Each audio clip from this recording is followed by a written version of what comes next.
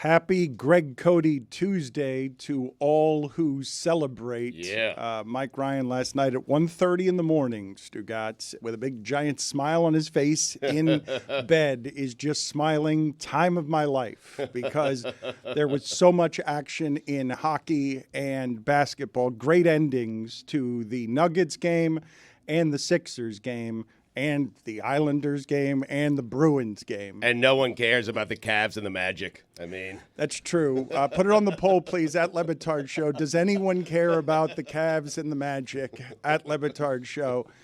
Let's begin with the late game last night because a lot to cover there. Anthony Davis was extraordinary for 2.5 quarters. As good as you can play basketball. They had their chance to beat the Nuggets for the first time in 10 tries. The Nuggets shot 23% from three. You have to beat them when Jamal Murray is 9 for 24. But at the end of that game, on a night where Joel Embiid and Nick Nurse and LeBron would all be complaining about the officiating, with 11 seconds left, LeBron James had the wide open tie game three-pointer, wide open. His defender was sitting in the paint on his ass. He misses it, and then he deflects after the game, complaining about the officiating and the replay center, even though he's right. But he missed the shot that would have had him not talking about the replay center at all if he had made that shot. But I want to talk for a second about poor Anthony Davis. At any other time in basketball history other than the last 10 years, this human being would be celebrated throughout the land as the guy who's going to ruin basketball because what the hell is that doing? All of it on offense and defense. But on the day that he's complaining that the league hates him because he says they will not make him a finalist for Defensive Player of the Year,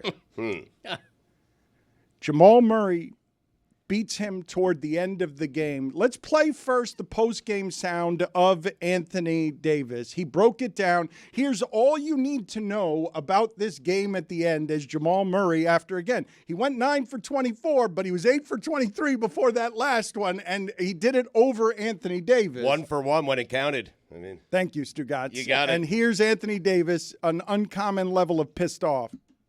Can you take us through that last play and just what happened, what unfolded, what was, I don't know if you were screened or what happened on that last play? Jamal Murray made a shot. Now, I will tell you why he's that upset. Because at the end of that game, Stugotz, if you saw what happened, it's not just that Jamal made the shot. It's that Anthony Davis, in trying to block it, went stumbling right into all of the Nuggets who were celebrating on the bench. Ooh. So he's face first in a bunch of sweaty ass, in a sea of sweaty ass. And it's a sea of sweaty celebrating ass in the loudest arena you can hear. Oh, the Mecca. The Mecca was rocking last night. Wow, it was pretty good. Yeah, when you're down 5 with 28 seconds left and you win by 3, that's like a mathematical riddle right there.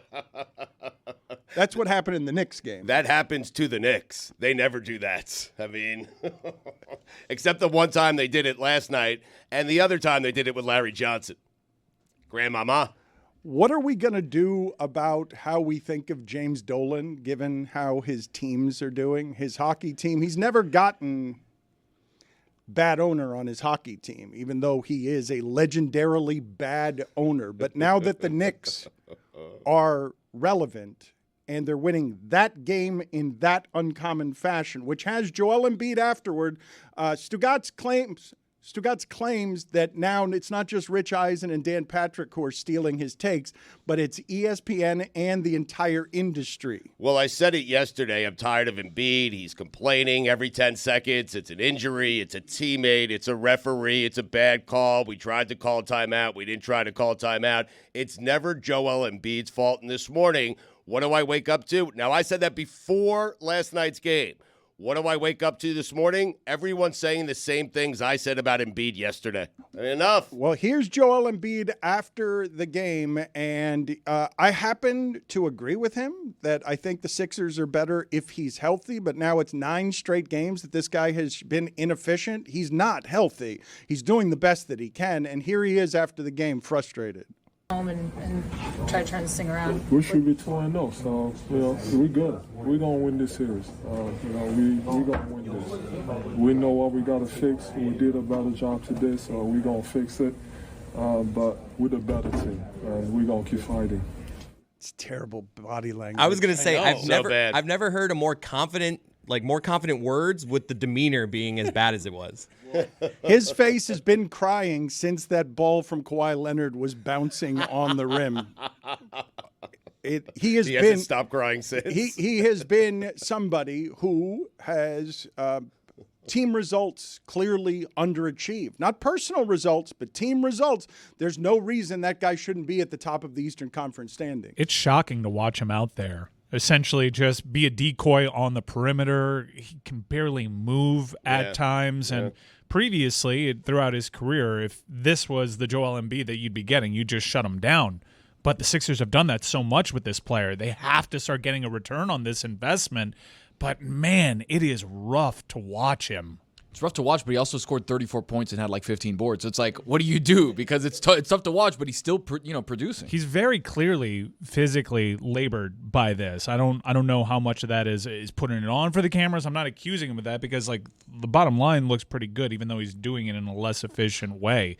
It's just odd what's going on over there. And you would think with a player, and this is gonna look, I've gained my fair share of weight too, but this guy's got a history of injuries, and every time he comes back he seemingly looks worse, and that I guess that makes sense.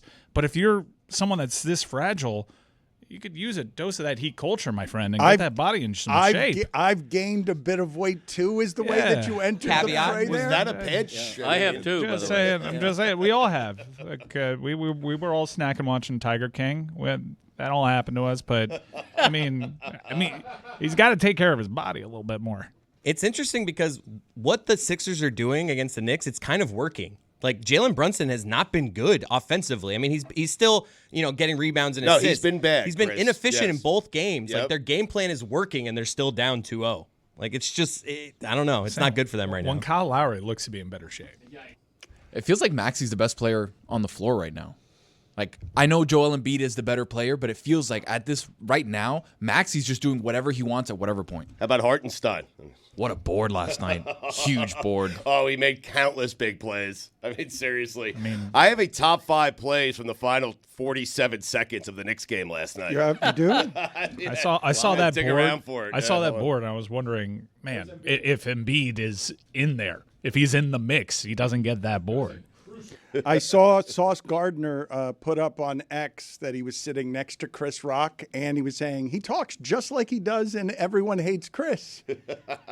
I do feel like Chris Rock talks that way all the time wherever he is, that kind of volume on what he's saying. Are you ready? Any OLI from last night's game? Yeah, I have 2. Again, this is from the final 47 seconds of the Knicks-Sixers game If 2 you at were the not, Mecca. if you were not watching, the Knicks were down 5 with 28 seconds left and won by 3. It would have been the most confusing math of the night if the Islanders hadn't been up 3 goals in an NHL playoff game and lost by 2 goals. That hurt. Wait, what? That's right. Yeah. They were 81-0 in their history, being up 3-0 in playoff games before last night. So they were up 3-0. 3-0, Lost 3-1 into lost the 5-3. third. Yeah. Oh, brutal. Gave up the tying goal, and then 9 seconds later gave up the go-ahead goal, and then like 60 seconds later gave up another goal. There were 3 goals in an 80-second span. Stugotz, just circling back around before we get to your top 5 here off of the last 40 seconds of the Knicks game. If you're Anthony Davis through 2.5 quarters yesterday, you're playing a perfect basketball game. Mm-hmm. You're dominating the whole thing. You don't score a point in the 4th quarter, not a point. Your reputation, the guys on TNT are always calling you street clothes, even though you've played the whole season. Even though you have been a great fountain of youth for this last part of LeBron James's career, exactly what clutch management needed to put next to him in order to keep everything upright. But you've got this reputation as somebody who cannot be trusted. LeBron misses. You're in Denver. It's a hard place to win. The game's tied. There are 12 seconds left, and LeBron misses the wide open 3, and then it becomes about how Jamal Murray makes a shot over Anthony Davis. I've told you guys before, and this is the mentality of shooters. Tony's always saying this. Jamal Murray started his career 0 for 17. He began his career, he missed his first 17 shots, but of course he thought the 18th was going in. Last night, he's 8 for 23. I was telling Stugotz here before the show, you guys laughed at me when I told you in the bubble that Jamal Murray and Jokic were playing in the first round. They lost to Utah in the first round. Yeah. I was telling you, it's the best basketball I've ever seen in my life. Those two guys in the bubble. But it was different basketball. That's why we laughed at you. I mean, it was bubble basketball. No fans, neutral court, no flights. Everybody was incredible that first You round. walked to the court. Yes, everybody was healthy. Everybody was rested. Jimmy Everybody gave you a cup of coffee. Everybody was without distractions, and it's the best basketball I've ever seen. In the first round of a bubble playoff game in a championship year that no one acknowledges was a championship year, that's when I saw the best basketball I've ever seen. When I'm like, how does anyone stop those two people doing that? Give me the Jokic, please, music so that I could, as I'm talking about Anthony Davis here, I could just give you the ho-hum Jokic stats from last night. Jokic stat of the day, breaking records so often that we're all bored, so blasé. Jokic stat of the day. You know how they say you can get too much of a good thing? Well, what if they're right? And not that you care, but here's another boring-ass amazing thing that Nikola Jokic did recently. It's the boring Jokic stat of the day on the Dan LeBatard Show with Stugotz. 27, 20, and 10. And when I say that about him, you can't be sure what the 20 is. You can't be sure. You're right. You think it's rebounds, but you can't be totally sure. It might be 20 assists. Against Anthony Davis, who, like I said, is a pretty good defensive player. But are you wondering why we go after Anthony Davis after that loss and not LeBron James? Is that, I mean, no one's going to go after LeBron, right? I understand why Anthony Davis has the reputation he does when he plays that game for 2.5 quarters, a perfect basketball game where he looks like the best basketball player you've ever seen and then doesn't do anything in the fourth quarter. I do think Mike Ryan has been talking about Wembanyama ruining the sport. I do believe that we're a little confused in real time because we should be acknowledging that Jokic might be the best basketball player ever. Ever. No, I'm there. I'm there with him. How could you be there? And now Wemby's the only thing that can stop him. Whoa! Hello? Now I'm Team Wemby because it's the only way that you can stop Jokic. Michael? Anyone? No, I'm saying that this is the most unstoppable force. You can, I mean, he's got to get the accolades, right, Michael? You put his rings in a box. You put Jokic's rings in a box. I get you. Rings plus minus. He's on his way. So let me rephrase. Jokic is the most unstoppable force in the history of that sport that I have seen. Okay, because he's got the Shaq strength, but he's not a liability from the line. He's got playmaking ability like he's Magic Johnson. He can shoot. He's incredible. I don't know how you stop this person. The plays that I remember when I think of Jokic is twice him swinging to his left beyond the three-point line and making a three with Anthony Davis in his face. But here's Darvin Ham, the Lakers coach, who has no answers for this, telling you that he has no answers for this. You know, he knows how to kill you in a variety of different ways. And so you just got to put constant pressure on him, and that doesn't seem to bother him either.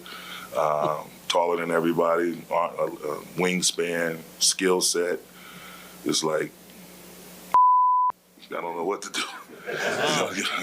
You just got to go out there and try to be as disciplined as possible, aggressive and consistent, and have a next play mentality. It's a good answer. What do you do? You can't say that, though. He speaks. What? Yes, there he is. Greg Cody. Words. Why can't you say I don't know what to do? Because it conveys you've given up. I mean, you're 2 games into the series, you've given up.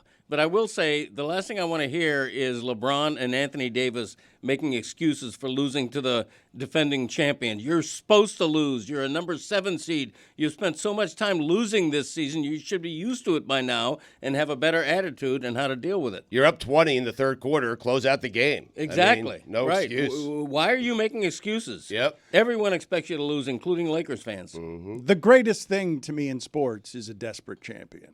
And that's what the Nuggets were when they went down 20. And it's a lot of fun to watch that rallying. at home, but that is the answer, the correct answer from Darvin Ham. Hey, Coach, what do? You either say or you simply right on the floor. No, Greg is right. It is your job to figure it out. Come up with something, anything. No one else has ever done it, but come up with something. At least give the impression that you're trying to come up with something. Don't throw your hands in the air. Lie. Nobody else has ever done it, but you do it. You do it. You know what was cool about last night is throughout the Nuggets run, it was last year. It was a flat track, right? Is there a signature game that you can recall from that run? They took everyone out within 6 games. Most of them were 5-4, right? Yeah, so this is the first real postseason moment outside of lifting Larry O'Brien over their heads that they've had as a unit outside of that bubble. Like this is you could argue a different chapter in their history. It was cool to actually see them have a memorable postseason moment. It's as happy as you will see Jokic because he doesn't show much in the way of emotion. He seems bored by his droning excellence. Can you imagine, though, just all of you listening to this, how wonderful it must feel to be him playing basketball? Because what did he have last night? It was a bad game for him. 3 turnovers, where he grabs the ball, and Darvin Ham's telling you, yes, every game plan you see is just as much pressure as you can all over Jokic, and he just holds the ball over his head, swings his elbows, and never turns the ball over. And you don't have the fear of his body breaking down like you have with Embiid or even Wembanyama because he doesn't take his feet off the ground. That's true. He is cemented to the ground. You're right. He runs with his feet on the ground. I don't know how he does that.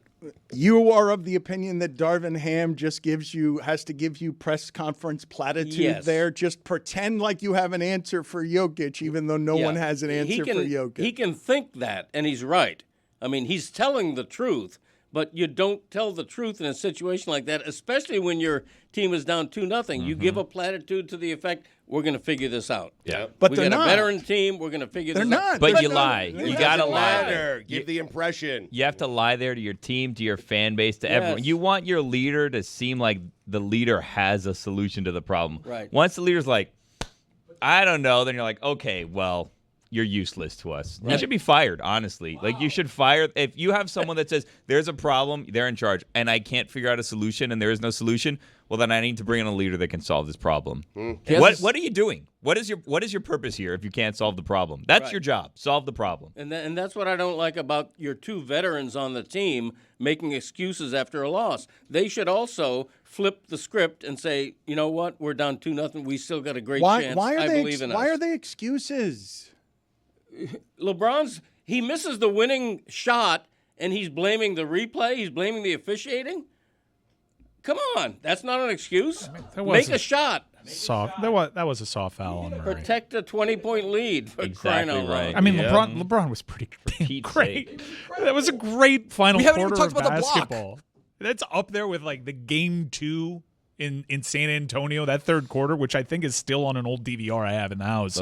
Game 2 of the NBA Finals, the final one of that Heat Big 3. There was a third quarter there where the ball barely hit the court, and it was just shot after shot made. Maybe 3 shots were missed the entire time. That fourth quarter last night in Denver is in that tier. Is this where we're at, where LeBron now, where we're ranking his best losses? Like, get out of here. Right. He's supposed to be the best ever. Win. Right. Jordan never lost. He's the oldest player in the league. Jordan was out of the league at this age. They're really disrespecting the in-season tournament champions. He knew when to get out, Jordan.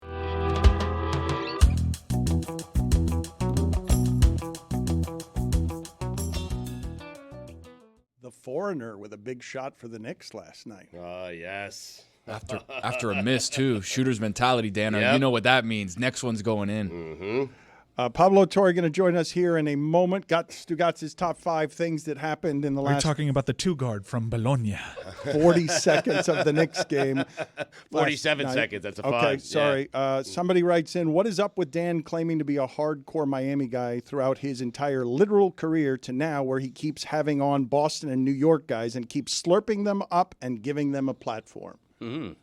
Fair question. Sam Morrell joining us later as our Knicks correspondent later in the show. Stugotz, OLI, last 47 seconds. Yeah, first I want to say this is the Isaiah Hartenstein block of Therese Maxey top 5 plays from the final 40 seconds of the Knicks-Sixers game 2 at the Mecca. 47 seconds. Yes. That's a fine. Yes. I said 47 No, seconds. you just said 40 seconds. You said 40. I said 47. You just said Tomato, 40. tomato. I mean, We should get bogged down. we on agree to this. disagree. I'll play it back for you if you want, I because you mean- just said 40 seconds. You Okay. just did it. All right. Bogdanovich. OLI, Stugotz. The Jalen Brunson prayer. That's OLI? That set the whole thing up. Had no business going in. He made 1 3, I think, the entire game. That was a prayer. The prayer was answered. They got a bounce. They got a bouncing, bouncy bounce. Yeah. Not since Allen's in Houston have they gotten such a bouncing, bouncy bounce. It was a great bounce. That was a great recall by you. The Houston bounce. Still OLI, or are you going to number 5? OLI. Kyle Lowry missing the second free throw. Set the whole thing up. Could have been up 6. They were only up 5. I urge you all to look at the scrum under the basket and just watch Kyle Lowry, 38 years old, how he springs out of the melee away from the basketball into the crowd. Number 5. The awful, horrible inbound play call, courtesy of Nick Nurse and Kyle Lowry. I thought it was execution that was bad there. It's my list. It was number 4. The Hartenstein rebound off the first miss from the Italian kid from Delaware. What a board. Yeah, big board. That's what Hartenstein does. He does more than that. Number 3. The Hartenstein pass to OG after grabbing that rebound off the miss from the Italian kid from Delaware. You want to try his last name? Nope. Number 2. The OG pass to the Italian kid from Delaware. And number 1. The Italian kid from Delaware draining that 3 after missing the first 3. The Stones of DiVincenzo. Pablo Torre, and What a Pablo game. Torre finds out is skyrocketing up the charts. He is still lightheaded with delight from everything that happened last week, where in 2010, the Knicks were in a different place they are in today. So what, after all of the fanfare, Pablo, what were the highlights of releasing that LeBron recruitment video that featured the Sopranos?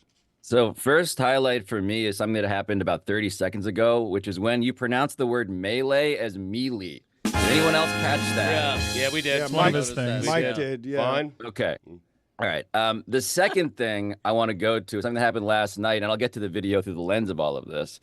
But it's, if you want evidence of Dante DiVincenzo being a true American, there's a tweet that he posted, and it's dangerous to go through people's tweets, of course, from like 15 years ago.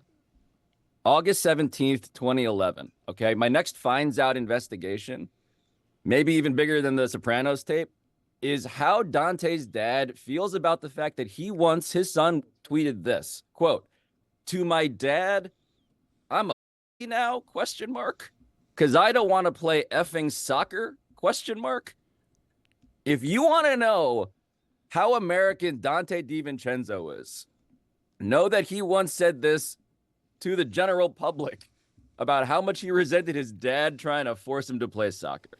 So if Dante's dad is out there, just know that I'm looking for you, and I think there's a real story here. I don't feel like you answered my question at all, though. He didn't. Didn't bother. My question was about the feedback and the results of your latest investigation that went viral. There are lots of things that I've enjoyed about that tape. I've enjoyed that CNN covered it on television. They excerpted my appearance on this very show. Loved it. Loved the fact that I've heard from LeBron's camp about it. I've heard from people inside of the Knicks about all of that stuff is good. The thing that I think about, though, is that watching these games, it's like very clear what the Knicks should have done.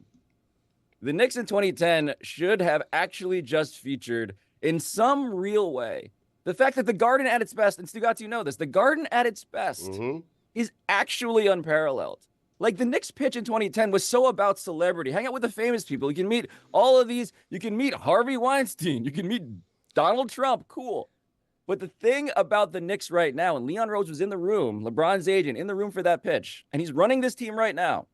What the Knicks have, and they've always had, is the possibility that a playoff game in the Garden full of maniacs is going to be so much better than any celebrity-driven pitch. And so the Knicks realized, hey, we don't need to sell celebrity in that same thirsty way anymore. Everybody has celebrity. Celebrity has been globalized. And so, yeah, let's just actually focus on the side talk people outside the arena. Like, that's so much more fun than what the Knicks tried to do. And so, yeah, I'm just struck by how different it is now as the team is being run totally under different management. You've written a lot about the process. You are associated with the process. Here is the only good thing that the process has produced. Joel Embiid is the center of all of that losing on purpose. Look at this body language after this game and listen to what he's saying and tell me what you do with this. Home and try to turn this thing around. We should be 2-0, so we good. We're gonna win this series. We gonna win this. We know what we gotta fix. We did a better job today, so we gonna fix it. But we're the better team, and we're gonna keep fighting. We're the better team, Pablo. Yeah. What do you want me to do, guys? Do you want me to say that the process was a waste? Do you want me to say that Joel Embiid shouldn't feel that way? Yeah, look, does he feel like the way that Stugotz feels when I talk about politics on this show? And he's sort of like burying his head in his hands, and he's like, well, I guess it's an important conversation. I'm glad we're having it. Like, what do you want? He's supposed to feel that way. He's supposed to feel terrible.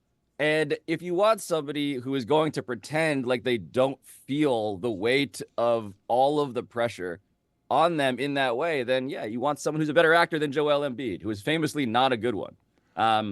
But yeah, it sucks, man. The Sixers, look, the saddest part of this, the Sixers lodged this complaint after the game where they said, we're going to protest the NBA and the referees because there are all these calls that were missed. Daryl Morey. The Tyrese Maxey. That's classic Daryl.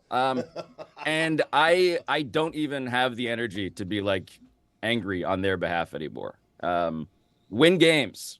I'm sorry to sound, again, like Stugotz at the end, but win some goddamn games, my man. Please. Yeah. Really, you don't have the energy anymore. Just I want to see what we're dealing with here.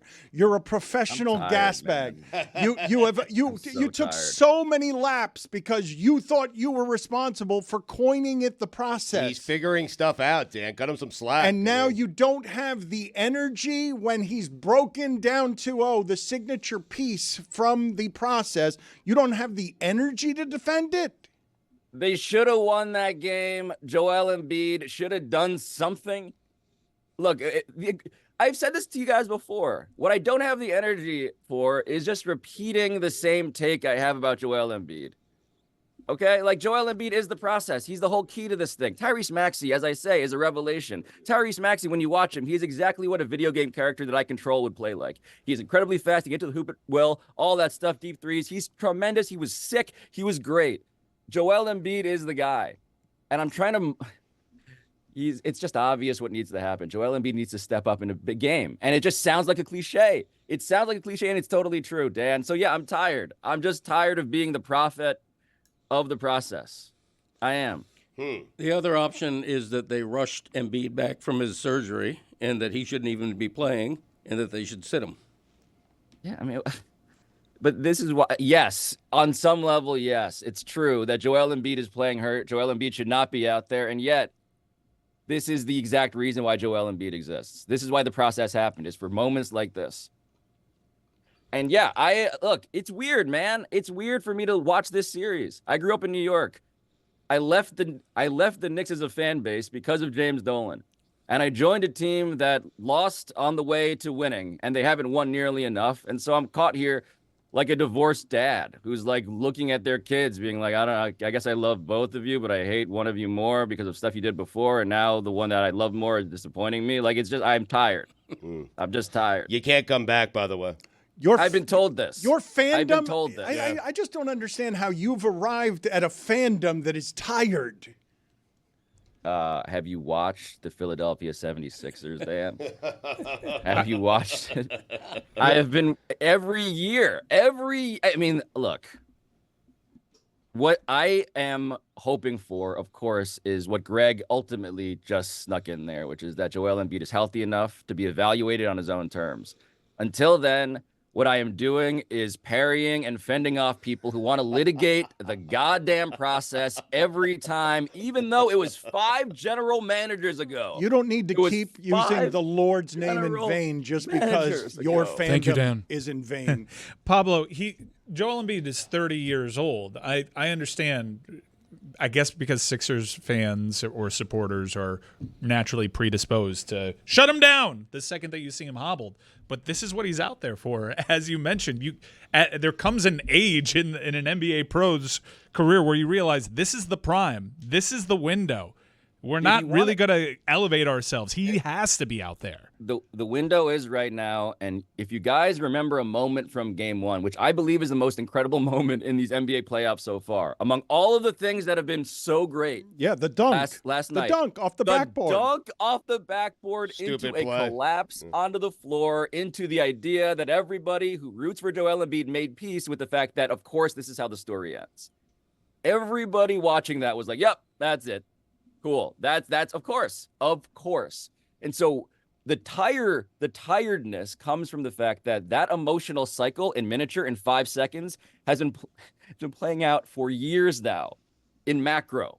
And so it's just a numbness at this point to like, oh, the greatest thing that the Sixers have ever had in terms of a player as a result of the greatest pain they've endured on purpose can just evaporate like cotton candy in water. Even though he's doing the coolest thing you've ever seen, literally a microsecond ago. That's the experience of watching the Sixers for years. That's the experience of watching them in these 2 games where victory and life seems to be in constant tension with defeat and death. It can't be the best moment of the playoffs when there was a buzzer beater last night by Jamal Murray, but it was a pretty excellent moment. Pablo Torre finds out. He brought it home, Dan. He did. He stuck the landing. It's the name of his podcast. You should find it, get it as part of the LeBatard and Friends Network. Thank you, Pablo. Thank you, guys. I hate you.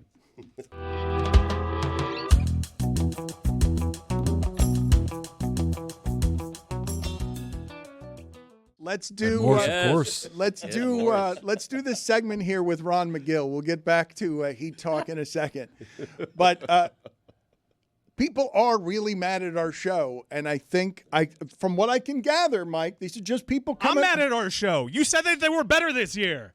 They're not. They're not a good team. They were. No, they were hurt. That's a roster construction. A bunch of guys that get hurt. Tyler Hero always gets hurt. Jimmy Butler gets hurt. Tyler Hero will be maddening. Bam Adebayo will confuse you. That's who they are. Strength and conditioning problem. Mm-hmm. I just don't think that you can say they're not a good team.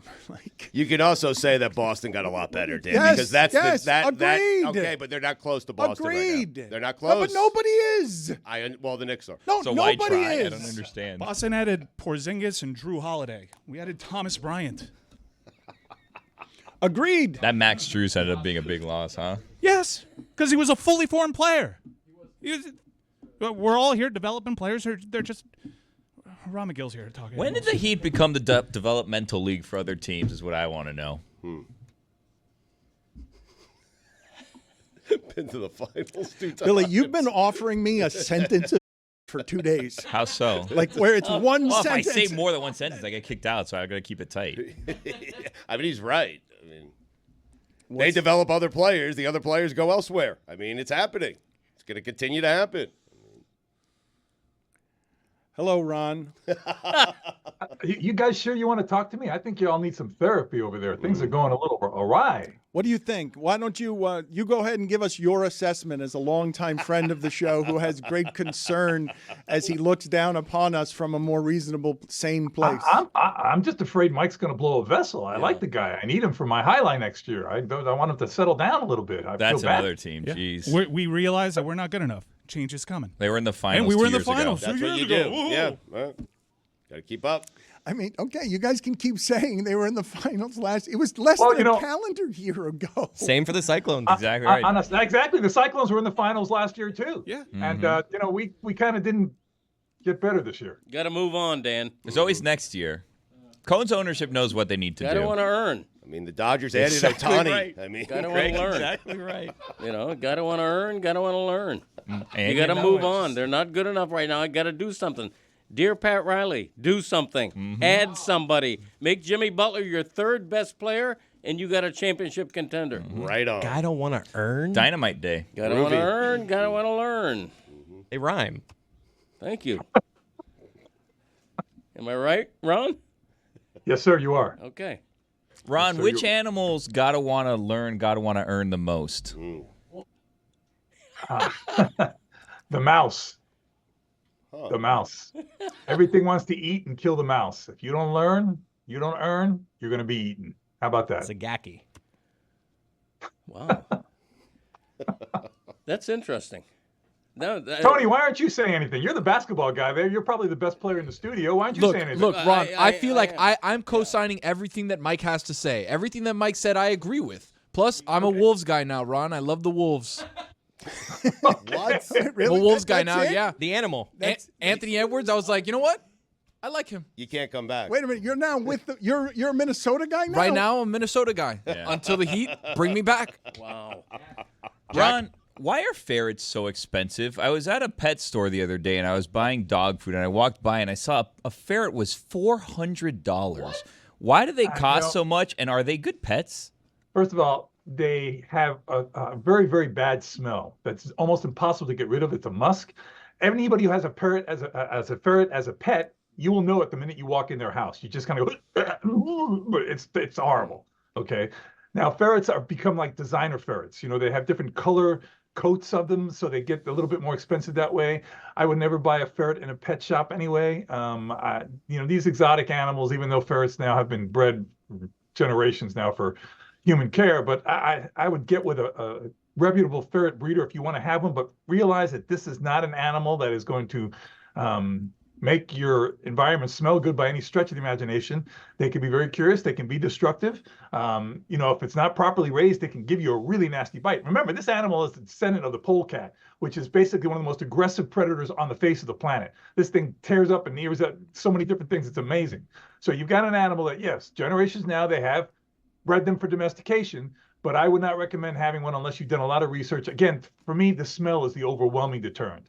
Tell me more about this polecat. The polecat is basically a wild ferret, is what it is. European wild ferret, and that's where the ferret descends from. And it is just an aggressive predator. I mean, you watch the polecat hunt mice, birds, the way it hunts. It's fast, it's vicious. You try to catch a wild polecat, and it'll tear you up. Everything tear you up, man. Ron, my fishtail palms are overwhelmed with beautiful red cardinals, and I found out that the cardinal, it's not a migratory bird. Actually, they say in Florida all season long, and I was surprised to learn that. Are there any migratory birds that just loved it so much down here they decided to just take up full-time residence? That's a good question. The bird that comes to mind, believe it or not, is the flamingo. New Yorkers Flamingos now have taken up residence in various parts of the Everglades. There's a movement now to make it the state bird of Florida. These are migratory birds, came from the Bahamas, came from Mexico, came from Cuba, and now a bunch of them are staying here year-round. And that is, to me, that's a great sign. It shows us that the Everglades restoration has been working. These animals say, hey, you know what? It's not so bad here. We don't have to leave.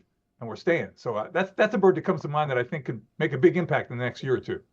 Ron, are there animals that retire like humans in the sense that like they know this is the end of my life, let me move to like this other destination and that's where I'm going to kind of live out the rest of my life? I'm washed. It's not like they move from New York to Florida. No, it's not like that. But there are animals that know when they're coming towards end of life, they start distancing themselves often from the herd or from the pride. Lions will go off on their own. Elephants will often go off on their own and kind of pass away in solitude. Another thing that is always very curious, ever wonder where birds go to die? Because that's one of the biggest curious questions I've always had. You don't generally see dead birds anywhere. And yet there's thousands of them flying all over the place. Where do these birds go to die? That's an interesting, for me, I've always wanted to do a big study on that. Ron, what animal smells the best? You know what animal smells really good? It's called a binturong. It smells like butter popcorn. Nice. It's a really cool smell. Yeah, the binturong. Butter popcorn is what it smells like. What is that? What kind of animal is that? It's an omnivore. They call it the bear cat. Google it. You'll see it's in a family all its own. Does not look like it popcorn. looks horrifying. Yeah, I don't want to judge this book by its cover. Well, it smells like butter popcorn. It smells wonderful. Is it possible birds don't die?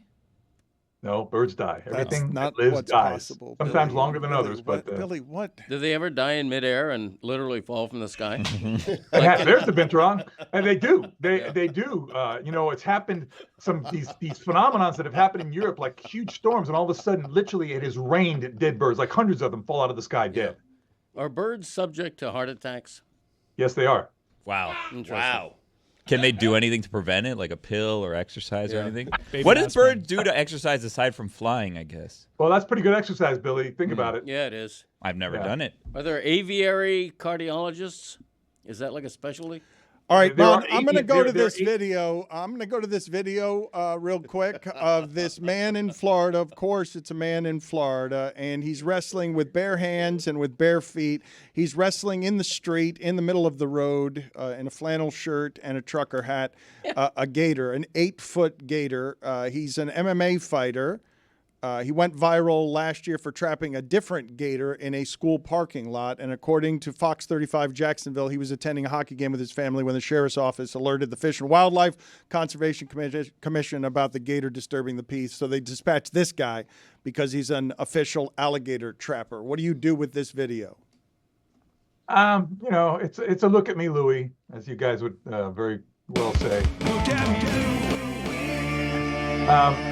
Listen, he's experienced capturing alligators. Would I have done it in bare feet? No, but what he's doing there is not as extraordinary as it seems, except when he tries to pick it up like that. That was not very smart because that alligator could thrash his head and bash him in the skull with its own. Even though the mouth is taped shut, that head is pretty much solid bone and skin. And when he thrashes back and forth, if you hit him on the side of the head, it'd be better than any hit he's ever had in any MMA fight. It could have broken his skull. I saw a video the other day of somebody that was harassing a gator who was all tied up that way, and then they tried to put him on a truck, and it started thrashing, and it knocked him out with its head because its head is just a weapon, correct? That's exactly right. It's like a huge bat, the solid, heavy.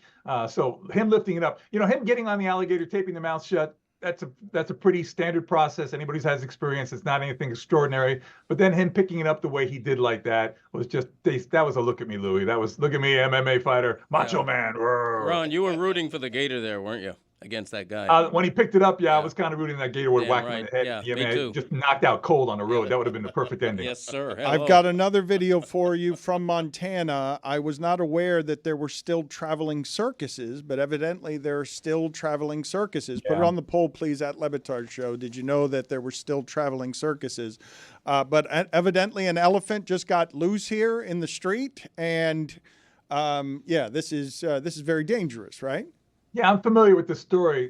There was a huge backfire of an automobile, sounded like a big gun going off, and this elephant got spooked and just started to walk away from the trainers. The trainers went back and got it. And like you, I'm still surprised that we have these traveling animal circuses. I mean, circuses, there are many traveling circuses, Cirque du Soleil type things, but to still have animals like these exotic animals like elephants, it is surprising to me. And I know that they don't have a ton of attention. Yeah. Why are you guys laughing so hard? Stugotz to see an elephant walk through a parking lot. Wait, Stugotz is legitimately delighted by this because there was something like horrible and sad and out of the past about that elephant walking past in Montana an incredibly sad casino and through a parking lot casually. It's just weird. Yeah, the elephant went into a 7-Eleven and bought a pack of cigarettes. But my question to Ron is this. That joke didn't really land the way you wanted it to, did it? We all just stared at you. Didn't land at all. How much effort would it take for an elephant to knock over a large car? Would that be simple for a full-grown elephant? It wouldn't be simple, but it's certainly doable. We've all seen the videos of these big bulls. Now, this is a smaller Asian elephant. She didn't have any tusks or anything. She can certainly damage and rock a vehicle. I don't know about flipping it over, but she can certainly do a lot of damage. But we've all seen the videos of those big bulls in Africa that flip these massive, Land Rovers. Right. So we know the You are such a hack. You are such a hack because you're like, hey, he bought a cup of coffee, and then you forgot what your question was because your joke didn't land. Pack of smokes.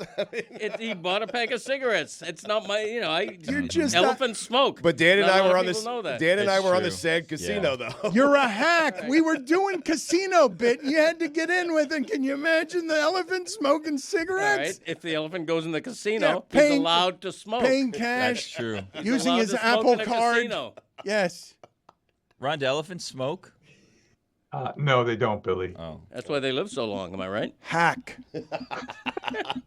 7-Eleven pack of smokes. You didn't even have a question after that. I like had you a were question. you were playing to the crowd. How you were, difficult you would were it be doing for finger guns to the crowd. You know, hey guys, how funny am I? An elephant smoking heaters. Isn't that funny? it's visual Went in humor. and bought them himself with currency. It's Where does he visual keep humor. the coins? Imagine how big a cigarette would be to be corollary to an elephant. You know, like a cigarette here in my mouth. How big would a cigarette be in an elephant's mouth? It would be the size of like a baseball bat, right? Yeah.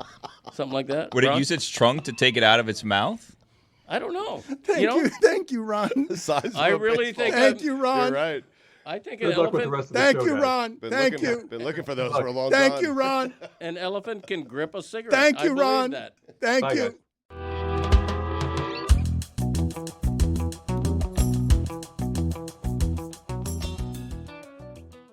For as much as I dislike, Stugotz, all things about the draft, I have been slightly confused by all of the need for quarterback and need for value at the position. You have to get one of these guys cheap and early. The J.J. McCarthy thing where you go a whole season hiding that guy and now you're telling me he's one of the best. And I'm like, how are you doing that? So you're telling me Jim Harbaugh is getting a 15-0 tattoo because he took a high first-round pick and hid him all season? I think with the people who do draft analysis and mock drafts, Mel, Todd, Greg Cody, those people, I think what they would tell you is they're not certain JJ is that good, but enough teams need a quarterback in the first round that he's going to go with the first But need round. value is what you're Yeah. telling me, because what I correct me if I'm wrong, please. Because I didn't watch college football like that. I just saw a lot of quarterbacks that were better than this dude and a lot of quarterbacks who were trusted more by their coaches than this dude was. And now Jim Harbaugh says, no, he should go to the top. And I'm like, in what world are you telling me that Michigan won the title last year because of a first-round quarterback? They did not. McCarthy's odds for going second overall keep lowering. So he's improving his stock by taking on these team meetings and with these workouts that he's having in which he's displaying that he can make every throw. But I'm also left wondering aloud, if he can make all the throws, why was Michigan's strategy such? We just saw this. This just happened with Zach Wilson. He made one throw at the BYU Pro Day, and everybody's like, oh my God, this guy is the guy. And then he went second overall, and now he's on his second team, and he looks like a flameout. I don't know how you rank him ahead of Drake May and Jaden Daniels, and I know that I'm setting myself up to be freezing cold take, but I watch college football all year long in seeing what those quarterbacks were able to do this season and holding up J.J. McCarthy and how his offense used him. I'm kind of perplexed by this, and if Jim Harbaugh likes J.J. McCarthy so much because he is effusive in his praise, like, go ahead and trade Justin Herbert then and get a haul, because you got a lot of holes on that roster. Be about it. But for the most part with quarterbacks, don't you feel like we're guessing? Like we're guessing. No one thought Brock Purdy was going to be this. This is what I would. I feel like I'm guessing if all these evaluators are telling me that J.J. McCarthy can make every throw, then I very clearly don't know what I'm watching on Saturdays, because it felt like, to me, just like it did with Dan, that they were kind of hiding him. There's 4 consensus first-round quarterbacks, and McCarthy's the 4th. And then there's a big drop-off to Penix and Bo Nix. Man, Penix is better. They said Penix so is climbing good. right now. No, Penix is better. Penix is better than those other guys. Yeah, Well, he he's was got better the in injury. college, but we don't know how got it's the going to injury. translate to the NFL. He's got the injury concerns. Yeah. He's got the injury concerns, which is probably what's being held against him there. The thing that I was wondering about when it came to the quarterback, Stugotz, is I was pretty sure after watching more ACC football than I would have liked to this year that we went into the season with everyone saying it's Caleb Williams and Drake May 1-2, and now after seeing them play, Drake May looked great to me. I know at the end of the season they were less than effective, but Drake May looked to me like a professional quarterback. Nothing changed my mind watching that, except that when I watch Penix, I'm like, that dude's better than that dude. Yeah, I thought Drake May was probably the second best quarterback from a next level evaluation deal, but I'm not a talent evaluator. I did talk to someone in the pros that did the deep dive on Jaden Daniels, and he told me that he was totally blown away by what this quarterback can do, and he doesn't know how anyone doesn't take him after Caleb Williams. Todd McShay told us on God Bless Football that Jaden Daniels, before the season started, was like a second, third, maybe even fourth round pick. He played his way up to the number 2 or 3 pick in the NFL draft. Like, he was that good. Didn't he average 10 yards a play last season? Like, that's against everybody? He was incredible. Yeah, he was, and then you would tune into big games hoping that he would make a similar impact. I don't know, like from being in person, Drake May had one of the best quarterback games I had ever seen against the University of Miami in our program's history. Defense did what they wanted to do entering that game, and it didn't matter because Drake May chewed him up. On the Michael Penix injury front, he wrote something in the Players Tribune talking about all the injuries, talking about how there's other great players that have gone through injury and had a great career. Last sentence of his profile here: the truth is, an EKG will tell you everything you need to know about me. Oh, there it is. Goosebumps. There it is. Goosebumps. Goosies. Number 2 pick. Get him. Goosies. Greg Cody, where are we with your mock draft? Who is that for? I really do want. Please educate me because I lose to the group. Right? If I want to talk, if I want to talk about playoff hockey, right? You guys are going to say no. The draft is Thursday, Dan. I mean, come on. Let's talk mock draft. Greg Cody. The draft is the biggest thing in America. The draft is Thursday. Mike's upset. I don't. We got a lot of hockey. We got a lot of runway for hockey. Do we? We short haven't runway talked for the about draft. hockey. We haven't talked about the draft at all.